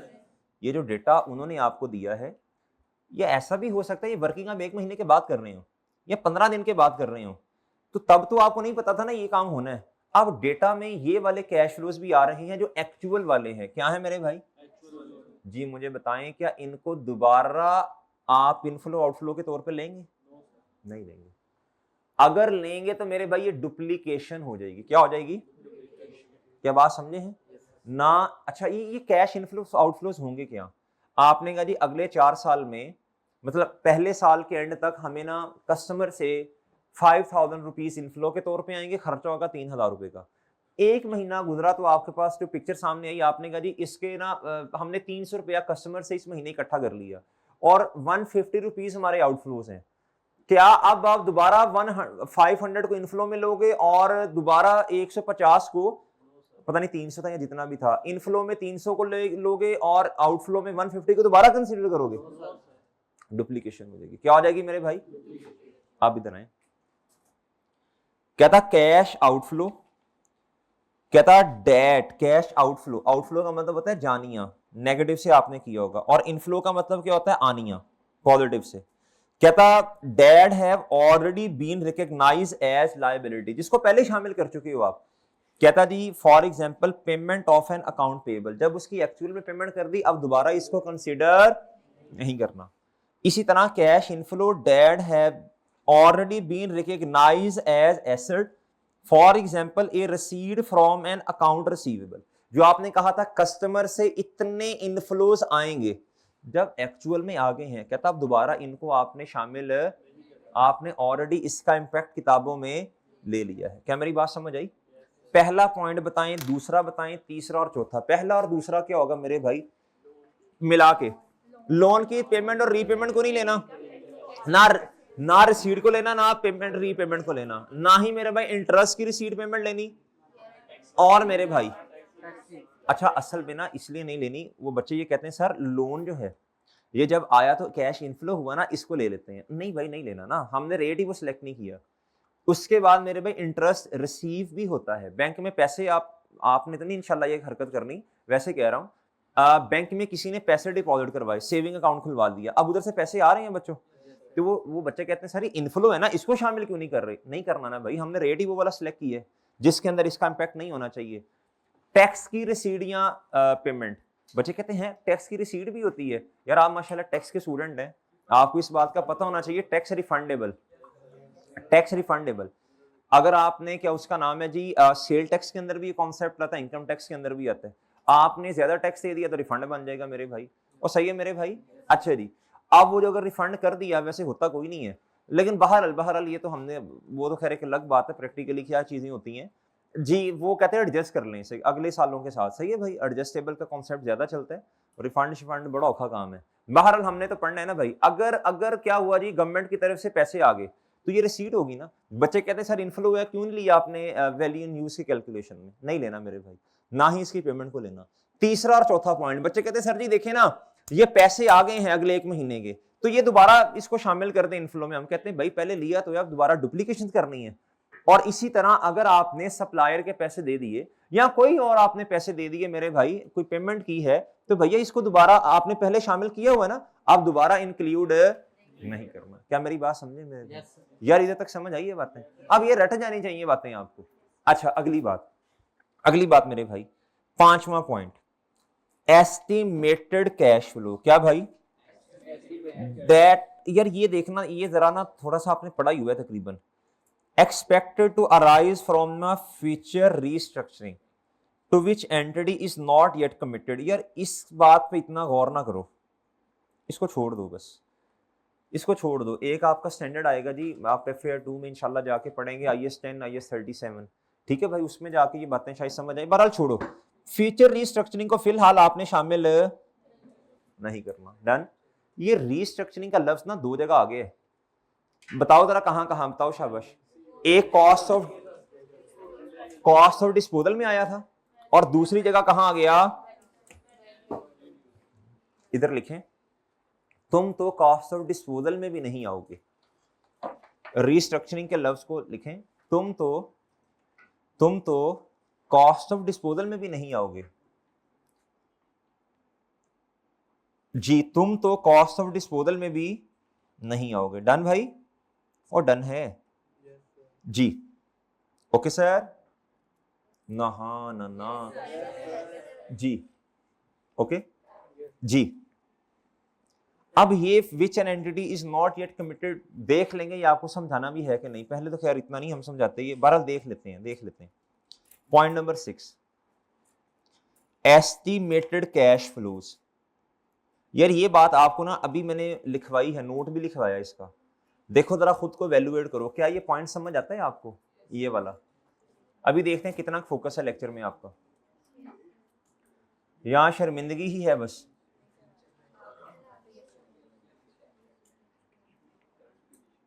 जी भाई, ये वो वाला पॉइंट है अलबर भाई, ये वो वाला पॉइंट है कि बुक वैल्यू जो आपने है ना इस तारीख पे लेनी है, तो और इसी कंडीशन वाले एसेट की लेनी है, ये वो वाला पॉइंट कहता है estimated cash flows that are expected to arise from improving or enhancing the assets। यार एक बात आपको जरा लिंक करवाऊं, कैपिटल एक्सपेंडिचर, जब आप कैपिटल एक्सपेंडिचर करते हैं तो एसेट क्या हो जाता है, इनहेंस हो जाता है, उसकी या तो लाइफ बढ़ती है, या तो कैपेसिटी बढ़ती है, या फिर बच्चों उसकी एफिशिएंसी बढ़ती है मेरे भाई। अब जब आपने बुक वैल्यू पुराने वाली हालत के एसेट की निकाली, वो इधर अल्लाह के बंदो जब आप वैल्यू इन यूज अपडेटेड वाले की निकालोगे तो यार ये लाइक विद लाइक कंपैरिजन हुआ, मुझे बताओ, नहीं होगा। आप देखो इस चीज को समझने के लिए आपको काउंटिंग की समझ नहीं भी है तो कोई मसला नहीं है, एक आम आदमी से भी आप पूछेंगे वो भी यही कहेगा। और क्या मेरी बात समझे हो यार, डेवो बस इस टाइम ना उसकी सीट्स हैं 40, कितनी मेरे भाई, आपने क्या उसका नाम है जी 40 बस वाली सीट, 40 सीट्स वाली बस की आपने क्या निकाली, बुक वैल्यू। आपने fair value less cost of disposal भी इसी बस की निकाली जिसकी ये कंडीशन है, हालत भी यही है, मॉडल भी यही है। यार जब आप वैल्यू इन यूज निकालने लगे ना, आपने कहा अगर इतना खर्चा कर दें, ये पेमेंट में ले लिया तो इतना इनफ्लो और आ जाएगा, यार ये अब लाइक विद लाइक कंपैरिजन नहीं होगा। आपने वैल्यू इन यूज भी 40 बस वाली 40 सीट्स वाली बस की निकालनी है। डन मेरे भाई, वरना लाइक विद लाइक कंपैरिजन नहीं होगा। डन, ना ही से बुक वैल्यू में शामिल करना है, ना ही आपने रिकवरेबल अमाउंट में। डन, कंडीशन सेम होनी चाहिए। डन बच्चों, और डन सर, चल उम्मीद है कुछ बात समझ आई है। कहता जी एस्टिमेटेड कैश फ्लोज, अच्छा कैश फ्लोज का लफ्ज लिखा, आउटफ्लो इनफ्लो का नहीं लिखा। जब आप सब्सिक्वेंट एक्सपेंडिचर करेंगे तो सर इसका मतलब है सब्सिक्वेंट एक्सपेंडिचर बस पे होता ही नहीं है। यार होता है, किसने का नहीं होता, लेकिन मैं आपको ये कह रहा हूं आपने एग्जिस्टिंग कंडीशन लेनी है। डन मेरे भाई, वो और कॉन्सेप्ट है। कहता जी estimated cash flows that are expected to arise from improving और enhancing the asset's performance. Outflow कब होगा, जब आप खर्चा कर लेंगे। इनफ्लो होगा जी उससे जारी सी बात है, अब फेयर तो बढ़ेगा ना मेरे भाई, भाई कैपेसिटी बढ़ गई है, पहले 40 सीट थी 50 हो गई हैं, अब 10 सीट्स का आउटफ्लो भी बढ़ रहा होगा, इनफ्लो भी बढ़ रहा होगा। और डन है, उम्मीद है बातें समझ आई हैं। अच्छा जी, यार इसको ना अभी थोड़ा पेंडिंग कर लो, इसको क्या करो मेरे भाई, पी, क्या बच्चों, इसको पी कर लो। अब एक दफा ना मैं चीजें रिवाइज करवाने लगा हूं, जरा ध्यान से मेरी बात सुननी है, चीजें रिवाइज करवा रहा हूं। ये चीजें अगर आपके जहन में होंगी, माइंड में होंगी, तो मेरे भाई क्वेश्चन सॉल्व करना बड़ा आसान हो जाएगा। आज हमने जरा 2-3 क्वेश्चन सॉल्व करने हैं इंशाल्लाह। मेरे भाई जरा गौर से सुनिएगा बात, गौर से सुननी है बच्चों। आप सारे घर वालों को बता के आए ना, हमारा फोकस अब सिर्फ पढ़ाई है, ठीक है ना मेरे भाई, भाई डन है ना इंशाल्लाह। अब ये नहीं कि आगे आने वाली छुट्टियां कौन सी हैं, कितनी होनी है, मुहर्रम में कितनी होनी है, सर वो हमें बता दें, हमने टिकट्स करवानी है। भाई आराम से बैठो बस, अब बस घर वालों को बताओ जी पेपर पास करना है बस हमने इंशाल्लाह इस अटेम्प्ट में, नहीं करना उनको बता दो क्या जी क्या उसका नाम है, इतनी फीस तैयार रखें इस सब्जेक्ट की, फिर दोबारा दे देंगे। क्या ख्याल है भाई? ये नहीं ना करना, तो उसके लिए पढ़ना पड़ेगा। फिर ये कहना नहीं है उनको, ठीक है भाई, पेपर पास इंशाल्लाह इस अटेम्प्ट में कर लेना है, लेकिन उसके लिए हिम्मत कोशिश करनी पड़ेगी, कमिटेड रहना पड़ेगा। डन मेरे भाई? कुछ बच्चों ने अभी ईद उल अजहा जैसी तीसरा दिन था ना उनका, उन्होंने कैलेंडर खोला होगा, देखा होगा नेक्स्ट छुट्टियां कब आ रही हैं, मुहर्रम की कब हैं, बाकी छुट्टियां कब हैं, सर की तबीयत कब खराब होगी जी। तो वो बच्चे अपना एस्टिमेट लगाते हैं। अच्छा इधर देखें भाई, इधर देखें। अब ना देखो, इनफ्लो में आपने किस चीज को लेना है? Continuing use. जो आपको इनफ्लोज आ रहे हैं वो लेने हैं, आउटफ्लोज में भी कॉन्टिन्यूइंग यूज ऑपरेटिंग वाले लेने हैं। डन मेरे भाई?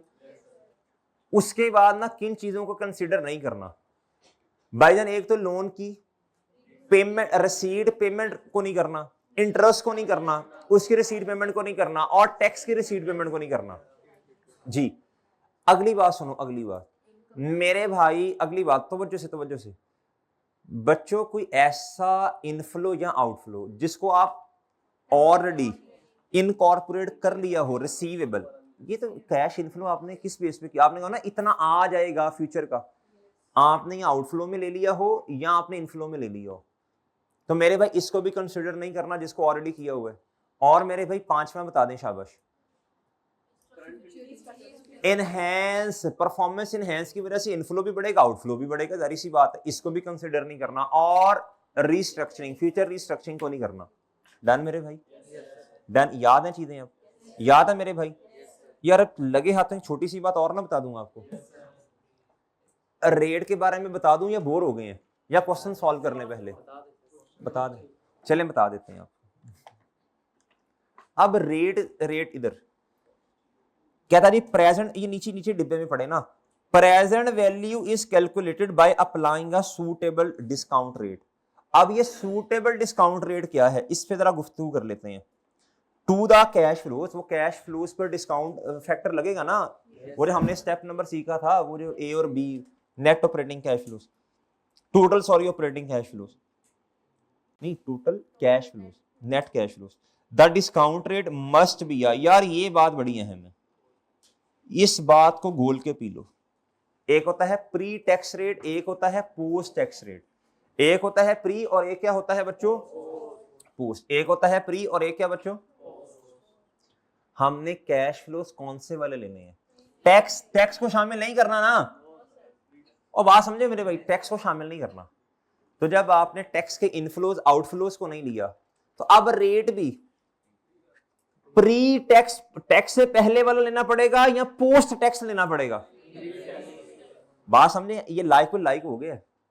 क्या आपने, वैसे तो रट्टा लगा लें सही है, लेकिन थोड़ा समझ लें बात को मेरे भाई, आपने कैश इनफ्लोज और आउटफ्लोज के अंदर टैक्स का इंपैक्ट लिया है? तो जब आपने रेट की सिलेक्शन करनी है तो उसके अंदर भी फिर टैक्स का इंपैक्ट नहीं होना चाहिए ना? क्या ख्याल है? और बात समझे हो? और बात समझे बच्चों की नहीं समझे मेरे भाई? ये टैक्स का, ये सॉरी, जो डिस्काउंट फैक्टर आपने कंसिडर करना है, ये टैक्स का इंपैक्ट के बाद वाला लेना या पहले वाला? पोस्ट टैक्स नहीं लेना। क्वेश्चंस के अंदर कंफ्यूज करने के लिए प्री भी दिया गया होगा, पोस्ट भी दिया गया होगा, आपने कौन सा वाला लेना? नहीं, देखो ये बात याद करने वाली है, ये बच्चों को भूल जाता है पेपर में। बोलो 5 दफा pre tax, pre tax, pre tax, pre tax, pre tax. Okay मेरे भाई, अब बात समझे हैं जी? चलो आप जरा याद करने के लिए इस बात को ज़हन में रखो। सरदनान प्री में पढ़ाते हैं ना, प्री सेशन है ना उनका टैक्स का, बस वो वाला रेट सरदनान वाला, ये प्री टैक्स रेट लेना है। क्या लेना मेरे भाई? सर रिजल्ट से पहले वाला बैच पढ़ाते हैं ना टैक्स का, बस वो वाला रेट, ठीक है मेरे भाई? प्री, ठीक है ना? पोस्ट वाला नहीं, पोस्ट वाला नहीं है। अच्छा जी, हाँ पोस्ट को इग्नोर करते हैं, ठीक है मेरे भाई? अच्छा जी, चलो जी, that reflects current market assessment. That reflect, ये ना बच्चों को भूल जाता है, पोस्ट और प्री में पेपर में प्रेशर होता है ना, नहीं याद रहता भाई, याद कर लें। सरदनान pre batch, okay, pre tax ले लो, ये रेट ले लो, ओके भाई? इसके अंदर दो चीजें शामिल होनी चाहिए। कितनी कितनी चीजें शामिल होनी चाहिए बच्चों? दो चीजें शामिल होनी चाहिए। कितनी चीजें शामिल होनी चाहिए भाई? दो। एक तो टाइम वैल्यू ऑफ मनी का इंपैक्ट शामिल होना चाहिए। टाइम वैल्यू ऑफ मनी क्या होती है जी? आज का पैसा कल के बराबर, ये वाला इंपैक्ट, हाँ जी, कम होता है टाइम पे, ठीक है मेरे भाई, वैल्यू कम होती है पैसे की, डन मेरे भाई, वक्त के साथ साथ। एंड यार ये है, मैं चुप हो जाओ। और जी दूसरा, the risk specific to the asset, ये बात समझने वाली है, ये बात बड़ी अहम है। कहता जिस एसेट की आप वैल्यू इन यूज कैलकुलेट कर रहे हो ना, वो एसेट स्पेसिफिक नेचर का है। क्या है बच्चों? वो ना रिस्की एसेट है। क्या है बच्चों? क्यों रिस्की है? हर एसेट के साथ ना रिस्क एसोसिएट होता है। अगर एक ऐसा एसेट जिससे प्रोडक्ट जो आप बना रहे हैं ना, वो मेरे भाई देयर इज द पॉसिबिलिटी के वो एनवायरनमेंट को पोल्यूट कर रही है, या वो क्या उसका नाम है जी, टेक्नोलॉजी बहुत बहुत ज्यादा क्या हो रही है मेरे भाई, चेंज हो रही है। क्या हो रही है? अगर टेक्नोलॉजी बहुत ज्यादा चेंज हो रही है, या ऐसा एसेट जो एनवायरनमेंट को पोल्यूट कर रहे हैं, उस एसेट के साथ जुड़ा हुआ रिस्क ज्यादा होगा या कम होगा? ज्यादा होगा। क्या होगा बच्चों? टेक्नोलॉजी चेंज हो रही है बार बार, उस एसेट की यूजफुल लाइफ कम होगी। क्या होगी मेरे भाई? भाई सिंपल सी बात है ना, कम अरसा इस्तेमाल कर सकेंगे मेरे भाई। अगर एसेट जिसकी बुक वैल्यू आप ले रहे हैं वो रिस्की नेचर का है, तो जो नॉर्मल डिस्काउंट फैक्टर है वो नहीं आपने लेना, बल्कि उस रिस्क फैक्टर को, वो जो एसेट के साथ जुड़ा हुआ है, वो भी उसके अंदर क्या करना है? शामिल करना है। क्या करना है मेरे भाई? शामिल करना है। मैं एग्जांपल छोटी सी बनवा देता हूं। द रिस्क स्पेसिफिक का मतलब बता दें। स्पेसिफिक का मतलब उस एसेट के साथ जुड़ा हुआ रिस्क। कहता for which the future cash flows estimates have not been, कहता कैश फ्लोज आपने नॉर्मल वाले ही लेने हैं, कहता लेकिन वो जो रिस्क है ना, वो जो रिस्क उस एसेट के साथ जुड़ा हुआ है, कहता वो उस डिस्काउंट फैक्टर के अंदर उसके रिस्क को एडजस्ट कर दें। क्या मेरी बात समझे हैं? एग्जांपल लिखें, छोटी सी एग्जांपल लिख लें जी। क्वेश्चन लिखें जी। Market risk slash market risk slash जी फ्री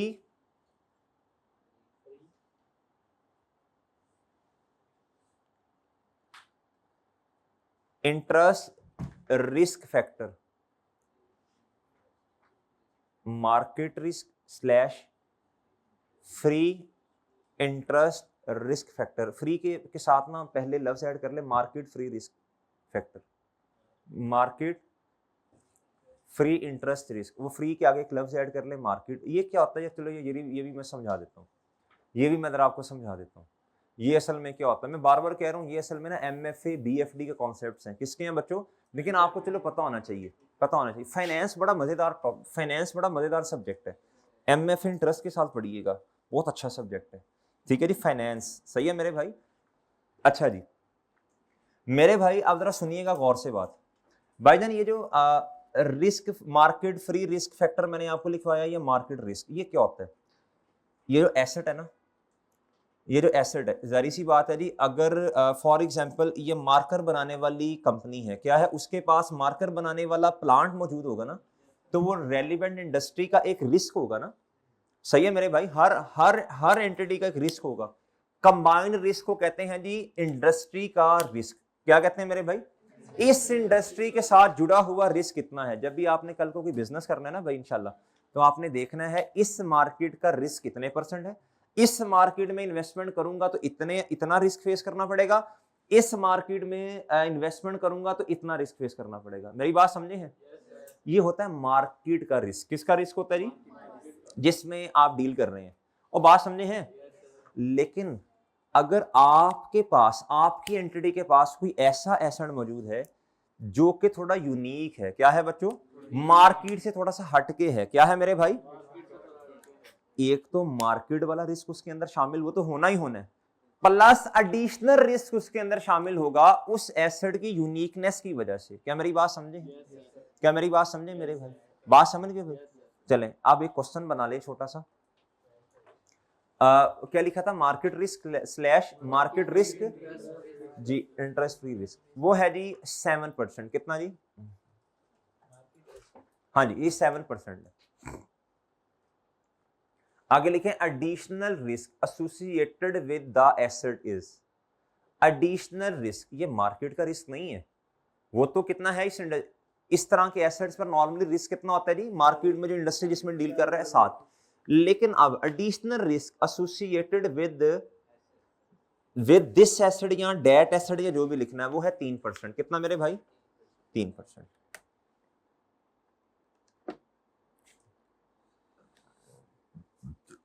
वो कितना मेरे भाई?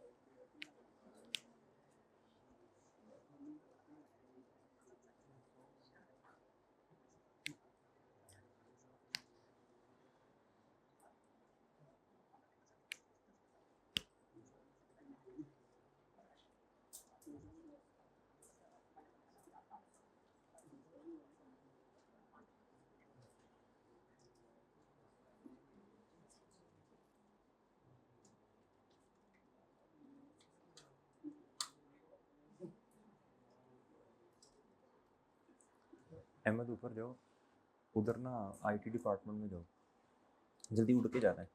पहले सुनते ले, उड़ के क्या करेगा? उन्हें कहीं वो एक वर्किंग थी वो तो दे दें। आतिफ भाई भी उधर बैठे होंगे, हाँ सर शाहिद होंगे आतिफ, उन्हें कहीं एक वर्किंग आप कर रहे थे वो तो जरा दे दें। अच्छा जी, आप भाई पास पेपर क्वेश्चन नंबर 3 पे आ जाओ, जल्दी करो जी। क्या क्या? हाँ, ये जो एग्जाम्पल है मुझे बताओ मेरे मासूम दोस्तों, ये रिस्क बताएं, इस एसेट का रिस्क कितना है बताएं। सॉरी डिस्काउंट फैक्टर क्या है बताओ शाबाश। 10%। कितना मेरे भाई? 10% है। कितना है मेरे भाई? वो डन है, डन मेरे भाई जी। जी सर, कोशिश करते हैं 3 बजे तक ना इसे हम फाइनल करके आपको ज़रा दे दें, कम बोस वगैरह। वो खैर सही कह रहे हैं, इतना रेलिवेंट नहीं है, लेकिन फिर भी ज़रा थोड़ा सा 3 सवा 3 तक कोशिश करते हैं आपको दे दें हम।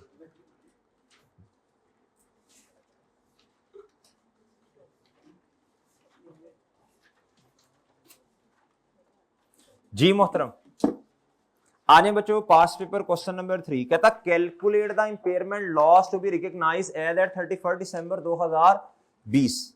जी मेरे मासूम दोस्तों इधर आए जी, कहता जी calculate the impairment loss to be recognise as at, कहता 31 दिसंबर 2020। भाईजान ओ भाई चुप हो जाओ ना, इसका ना फॉर्मेट बना लो शाबाश, जल्दी करो, बनाओ जी बनाओ, फॉर्मेट बनाओ, जल्दी करो शाबाश। ये है मेरे भाई क्वेश्चन नंबर पास पेपर का 3 जी। भाईजान मैंने बोर्ड पे करवाना है ये क्वेश्चन, पास पेपर। ये पुरानी किताब जो है ना उसमें मेरा ख्याल है 4 होगा शायद, या 3 है। पास पेपर क्वेश्चन नंबर 3 न्यू किताब। जी मोहतरम बताएं जी जरा फॉर्मेट क्या बनेगा, एंटिटी का नाम बताएं पहले, है क्या? BCL लिखा तो हुआ भाई, BCL। अच्छा ये शॉर्टकट आप इस्तेमाल कर सकते हैं जब उन्होंने खुद किया हो, वरना पूरा लिखना पड़ेगा। वरना क्या करना पड़ेगा? अच्छा आतिफ भाई नहीं मिले आपको? आतिफ भाई मिले आपको?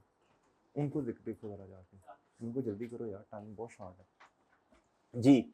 इधर बताएं जी कैलकुलेशन ऑफ इम्पेयरमेंट लॉस जी फॉर द ईयर एंडेड बताएं जी 31st 2020। अच्छा जी, जी बच्चों जी मोहतरम बताएं जी बुक वैल्यू।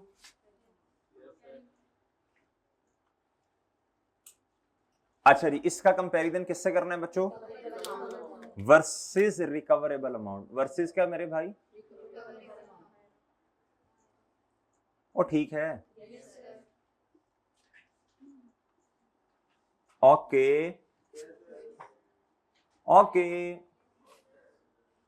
सर जी, रिकवरेबल अमाउंट डन। जी मोहतरम आगे आ जाए, जी आगे आए जी। Fair value less less cost of disposal. और बच्चों इधर क्या आएगा? Value in use. डन जी, डन बच्चों। भाई इधर ही रखिएगा, इधर ही रखिएगा कैमरा।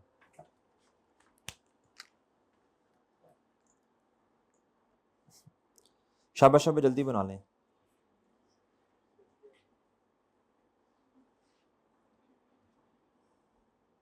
अस्सलाम वालेकुम। तो भाई वो बना फिर कुछ उसका कुछ वो ज़रा थोड़ा देख लें और इनाम साहब से भी शेयर कर दें। उनकी क्लास जो है वो 1 से अगर डाई रख दी जाए तो कोई मसला तो नहीं होगा उन्हें। तो थोड़ा कम्बो बन जाए। फिर ये आज हमने पब्लिक करना है इंशाल्लाह 4 बजे तक इसे।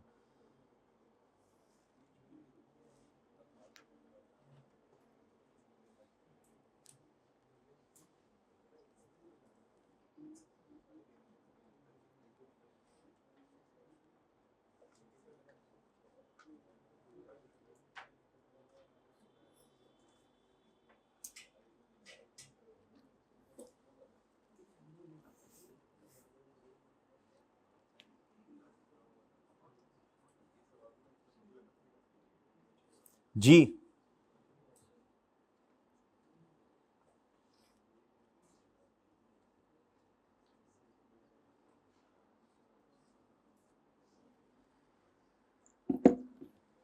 जी मेरे भाई इधर आ जाए वापस।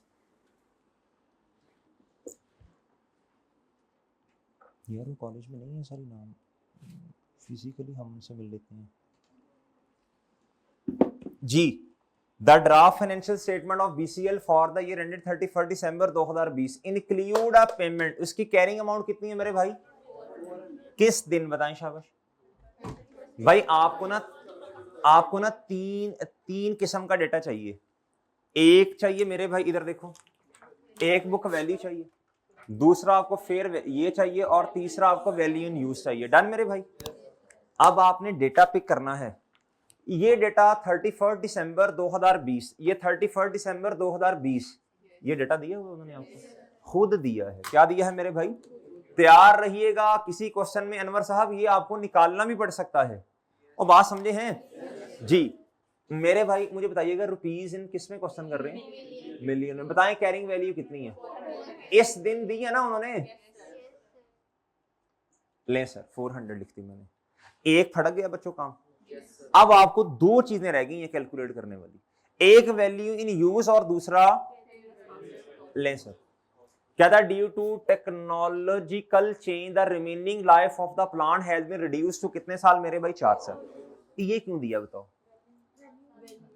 ये डेटा उन्होंने नॉर्मली आपको वैल्यू इन यूज के लिए दिया होता है, कितने साल के। लिखो लिखो लिखो लिखो इधर लिखो लिखो लिखो, ये डेटा वैल्यू इन यूज के लिए दिया है। आप मेरी बात ही नहीं समझ रहे। हाँ जी, यानी कैश फ्लोज कितने सालों के लेने हैं?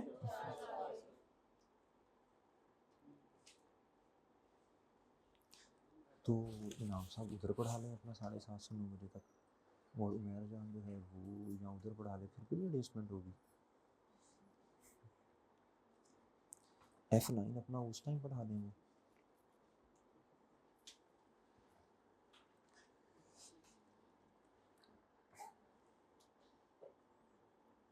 फिर तो इनाम साहब का सही नहीं है, 7:30 से 9 वो हो जाएगा उनका, और 1 से 2:30 उनका वो हो जाएगा, और 11:35 से वो हो जाएगा उनका।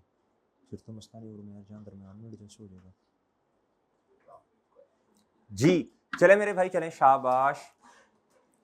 जी कहता following information has been gathered, कहता हमने ये इंफॉर्मेशन गैदर की है, क्या की है मेरे भाई, for impairment testing of the plant, for मेरे भाई। अब ये रिकवरेबल अमाउंट के लिए नीचे आपको डेटा देने लगा मेरे भाई, कहता जी इनफ्लोज, यार इधर ही रुक जाओ, इनफ्लोज किसके लिए दिए हैं बताओ शाबाश। अगर आप ना इस तरह आप ना इसकी सेगमेंटेशन कर लेंगे ना, क्वेश्चन सिंपल हो जाएगा। और बात समझ रहे हो, बच्चों को ना डेटा इकट्ठा करना नहीं आ रहा कि जी किस तरह हमने क्या उसका नाम है डेटा को लेके चलना है। जब आपने सेग्रीगेशन ही कर ली है आसान हो जाएगा ना सवाल मेरे भाई। जी पढ़ बाद में लेते हैं, ये क्या है नीचे आउटफ्लोज, मुझे तो इनफ्लो और आउटफ्लो को पढ़ के ही पता चल गया है मेरे भाई कि ये डाटा किसके लिए है, बोलो शाबाश सर। ओके ओके, यार बात सुनो, यार बात सुनो, कहता BCL's net profit is subject to income tax of, ओ यार ये क्यों दिया हुआ है भाई, बताओ भाई अनवर तुम बताओ, अलवर तुम बताओ, अभी मैं क्या बता के आया हूं बताओ शाबाश। इनकम टैक्स के रेट को क्या करना है जी, जैसे आप हो रहे हैं बिल्कुल मेरे भाई इसी तरह। Depreciation on plant is calculated using, हमने इसे क्या करना है, हमने इसे क्या करना है, हमने इसे क्या करना, हाँ ठीक जज़ाकल्लाह यार शुक्रिया, हमने इसे क्या करना है इग्नोर। हाँ एक बात का ख्याल करना, अगर कभी गलती से मेरे भाई, अगर कभी गलती से इन्होंने डेप्रिसिएशन को आउटफ्लो के तौर पे ले लिया, फिर आपको क्या करना पड़ेगा यार, ये फिर देख लोगे, क्योंकि देखो ना डेप्रिसिएशन एक्सपेंस है, इन्होंने आउटफ्लो के तौर पे, बेवकूफाना हरकत है ना, आउटफ्लो के तौर पे ले लिया तो आपका बताओ शाबाश, तो भाई सिंपल सी आपका कैश कम हो जाएगा ना, उससे बढ़ाना पड़ेगा फिर, वो सही है, सही है मेरे भाई जी। The plant net disposal proceed at the end, यार ये क्यों दिया हुआ है, ये क्यों दिया है, ये वैल्यू इन यूज के एंड वाले साल पे, और बात समझ रहे हो। अच्छा इस तरह क्वेश्चन को हम पढ़ना सीख लेंगे ना आहिस्ता आहिस्ता भाई, इस तरह क्वेश्चन को पढ़ लेंगे ना, ये डाटा क्यों इस तरह हो जाएगा ना, आप लोग इस तरह पढ़ते हो, नहीं नहीं नहीं ये नहीं सही, नहीं समझ आ रहा, चलो कल सर करवा ही देंगे, इसमें क्या है, नहीं भाई खुद हिम्मत करो, थोड़ी सी तो हिम्मत करो ना, थोड़ी सी तो हिम्मत कोशिश करो अल्लाह के बंदो जी। हाँ जी आउटफ्लो कैश एक्सपेंस नहीं है ना, पेमेंट नहीं है ना, ये कैश एक्सपेंस नहीं है, ठीक है जी। आउटफ्लो तो होता है, आउटफ्लो जो लक्ष्मी की जानिया, इसलिए इग्नोर करते हैं, और लोन की रिसीट पेमेंट को और इंटरेस्ट को और टैक्स को इसलिए करते हैं, रेट के अंदर उसकी एडजस्टमेंट शामिल होती है।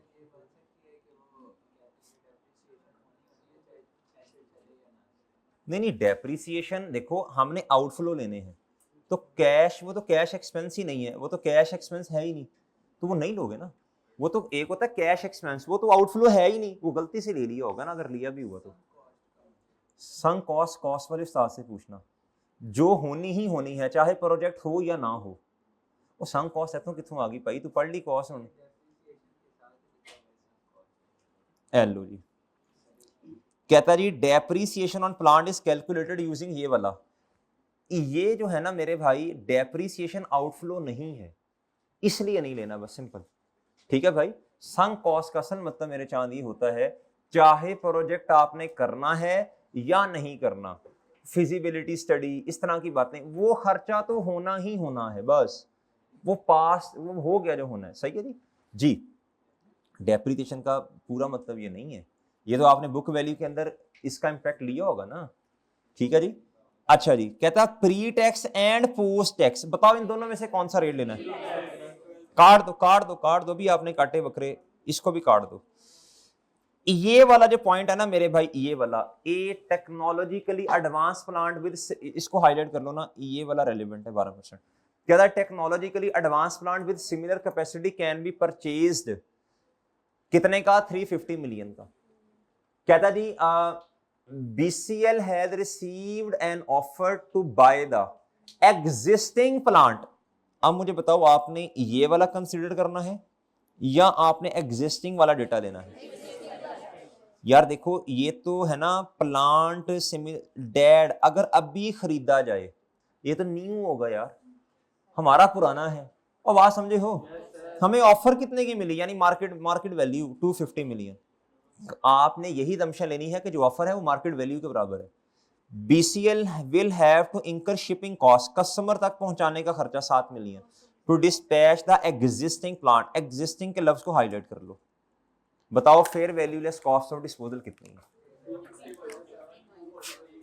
जी? ₹250 मिलियन माइनस ₹7 मिलियन, ये कितना आया बच्चों? 2, ये एक इधर डिब्बा बना लें आप, ये कितना आया बच्चों बोलो? 243 मिलियन। डन जी। अब एक काम रह गया, वैल्यू इन यूज। क्या रह गया मेरे भाई? Value in use. क्या रह गया भाई जी? अब वैल्यू इन यूज की कैलकुलेशन इधर कर दूं या बोर्ड पे कर दूं? ले सर, वर्किंग नंबर 1 की, वर्किंग नंबर 1 मेरे भाई जी, कैलकुलेशन ऑफ वैल्यू इन। अच्छा मेरे भाई, हम किधर खड़े हैं जी बताएं, शाबाश। 2020 के एंड पे, आगे रिमेनिंग लाइफ कितनी है? 21,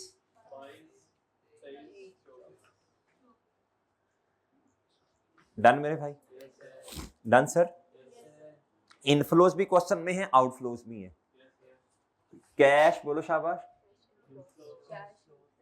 इनफ्लोज, और इधर मेरे भाई कैश। आपके पास क्या आ जाएगा फिर? नेट। एक और आसान बात बता दूं आपको, अगर आपने ना इस तरह नहीं करना, ये तो हमारी मर्जी का फॉर्मेट है ना, आप इसे चेंज कर सकते हो, मैं खुद करवा रहा हूं। इधर आएगा आपके पास नेट ऑपरेटिंग कैश फ्लो। आप मेरे भाई इसी, अभी ना लिखो कुछ, एक बिला वजह हेडिंग ज्यादा कैलकुलेशन हो जानी है, इधर ही लिख लो आप क्या, नेट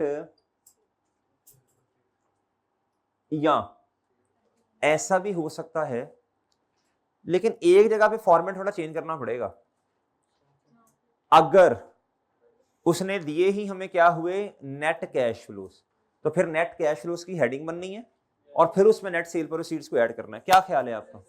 ठीक है, बहरहाल इधर क्या कर दूं मैं, नेट सेल प्रोसीड ऐड कर दूं, इधर ही कर दूं। चले एक लाइन छोड़ के, ऐसा भी हो सकता है कि कल को कोई मसला बने तो सही है मेरे भाई, एक दो लाइन छोड़ दें, नेट सेल प्रोसीड्स। आप बताओ आपके पास क्या आएगा, बताओ शाबाश। अब आपके पास क्या आएगा, टोटल नेट, हाँ कैश फ्लोस, और समझ रहे हो?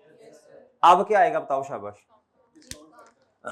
ये वैसे जी, अब मैंने क्या किया, ये जो है ना, ये स्टेप नंबर 1 वैसे होता है नेट ऑपरेटिंग कैश, इसमें ये ऐड करते हो जी, फिर आपके पास ये आ जाता है। ऐसी है मेरे भाई, ऐसी है ना। अब क्या करना जल्दी बताओ।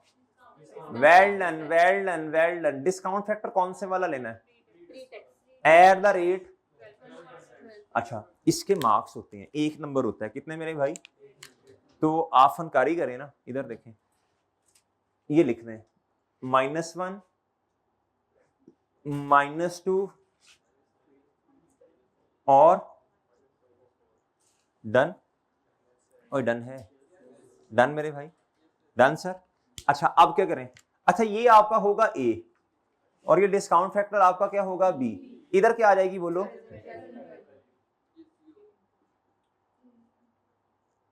A multiply by B, done मेरे भाई। अच्छा, अब जब फॉर्मेट आपको पता होगा ना मेरे भाई, तो फिर क्वेश्चन सॉल्व करना आसान हो जाएगा, और समझ रहे हो? अच्छा जी, जी मेरे भाई अब आप इधर आए, यार्ड मेरी बात सुनो यार, ये आप नेट सेल प्रोसीड लिख सकते हो 100, ओ यार ये तो लिखो, इसके आसान मार्क्स तो लो ना। नहीं समझ रहे, बात नहीं समझ रहे, समझ गए हो ना जी मेरे भाई। कितना, कहां लिखनी है बताओ, कहां लिखनी है?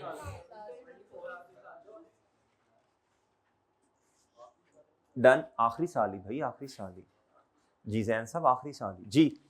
इधर आए मेरे भाई, अब इनफ्लोस और आउटफ्लोस आंखें खोल के पढ़ना है सवाल। भाई समझ आ रही है ना? यार मुझे जो जो डेटा मिलता जा रहा है मैं लिख रहा हूं बस। नहीं समझे? ये तभी होगा जब आपको फॉर्मेट रखता होगा।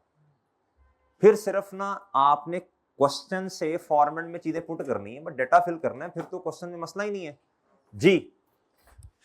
ताड़ तब होगा जब आपको फॉर्मेट आता होगा।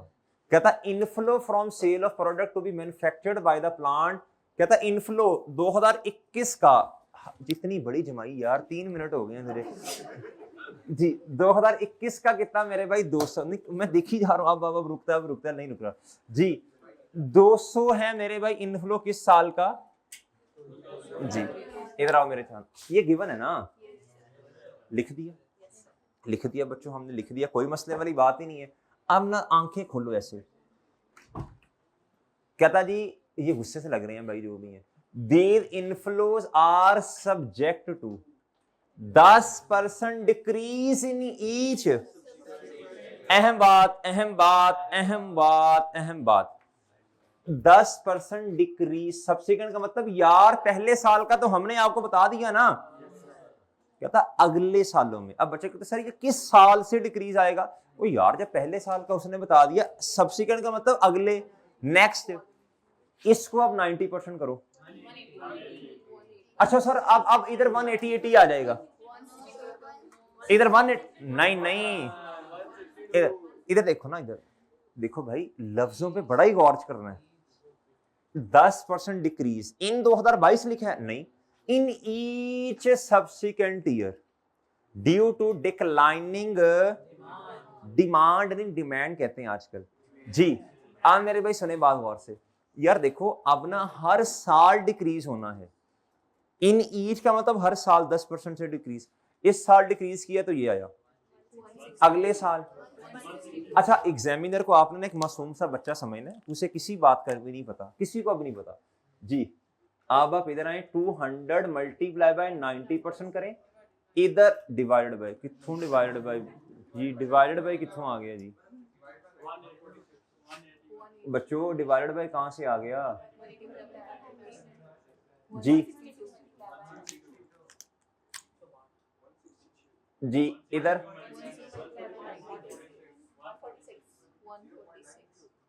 146 डन जी। ये एग्जामिनर बड़ा ही खुश होगा कि यार क्या, तो डायरेक्ट करने कोई मसला नहीं है, डायरेक्ट करने कोई मसला नहीं है, होगा तो कुछ भी नहीं, नंबर नहीं देगा अगर गलती होगी तो जी, बाकी कुछ नहीं होना जी।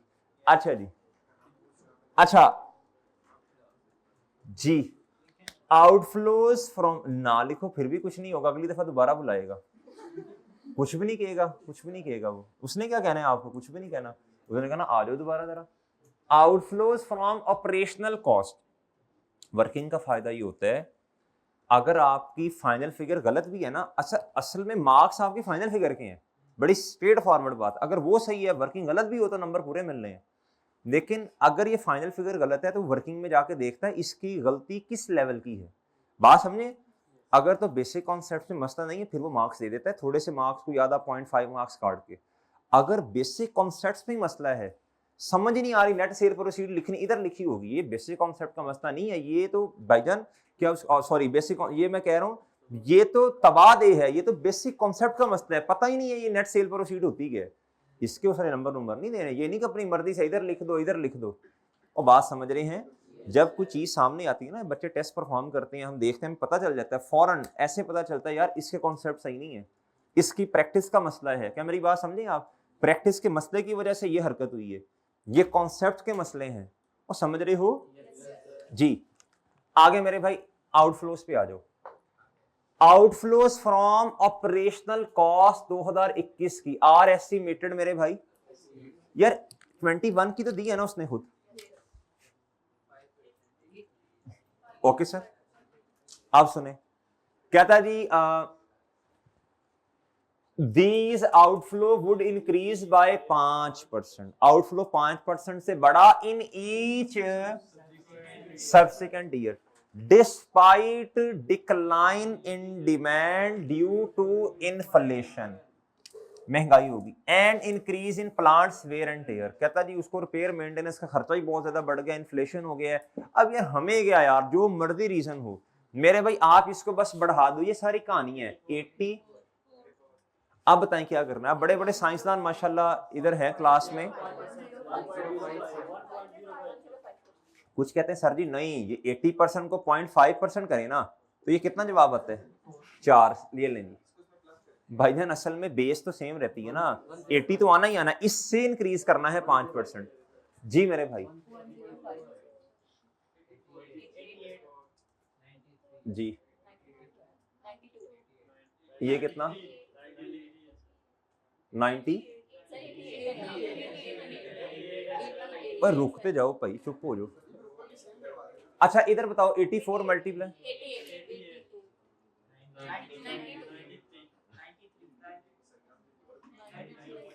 90,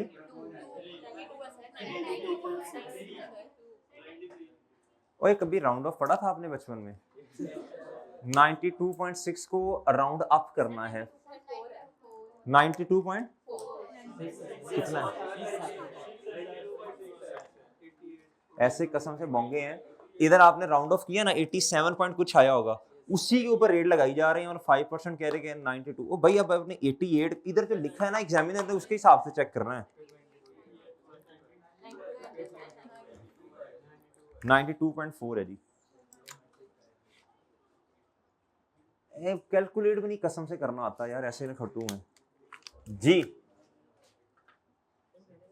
ओ हाँ मैं तुम्हें नाम देता हूँ भाई, तुमने सही किया। इधर देखो 170, इधर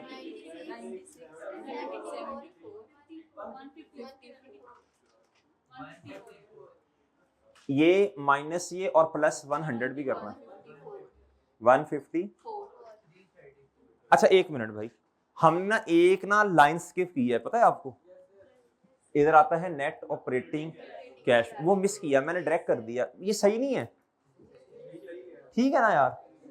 अच्छा पहले तो पूरा ही बताना था ना, अगर कोई बच्चा कहता नहीं तो ठीक है, इधर आप ऐड कर सकते हैं आप operating cash net cash flow, ठीक है मेरे भाई। अच्छा जी अब डिस्काउंट फैक्टर, अच्छा इधर बात सुनो, अब इसका तरीका क्या है, इधर देखो पहले कैलकुलेटर पे ये लिखो 1.10 माइनस 1, जो बस कैलकुलेटर पे, ठीक है भाई, फिर मल्टीप्लाई कर दो 120 के साथ जी। अब दोबारा ये हरकत करो, 7 आगे 90, इधर 98 के 7, वो हजे भी अड़ा हुआ है, मरे सारे एक साइड पे तो अकेला एक साइड पे है।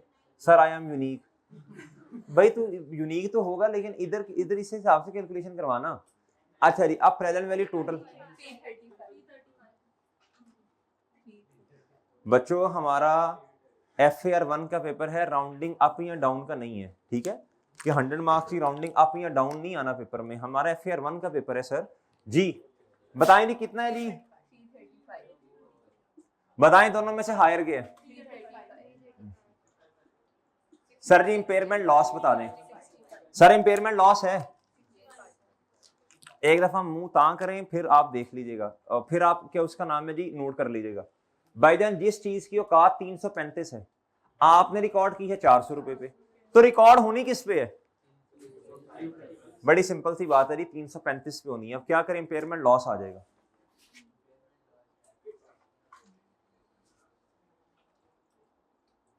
बताएं जी कितना, कैसे, ये देखें 400 पे रिकॉर्डेड है, आना किस पे चाहिए 335 पे, ये ना भी करें तो बस ठीक है। ये डन डन मेरे भाई, भाई इधर ही रखिएगा कैमरा जरा।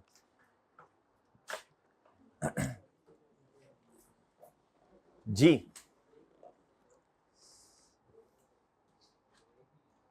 यार आज ब्रेक ना करें तो बेहतर नहीं है, हैं? आज ठीक है ना यार, जरा वो असल में एक मीटिंग है यार जरा, तो उसमें भी फिर जरा जल्दी कर। हाँ हाँ बोलो बोलो। ओ भाई मैं सुन रहा हूँ आपको, आप बताओ ना। मैंने नहीं बताया, क्वेश्चन में लिखा हुआ है जी जी। किससे?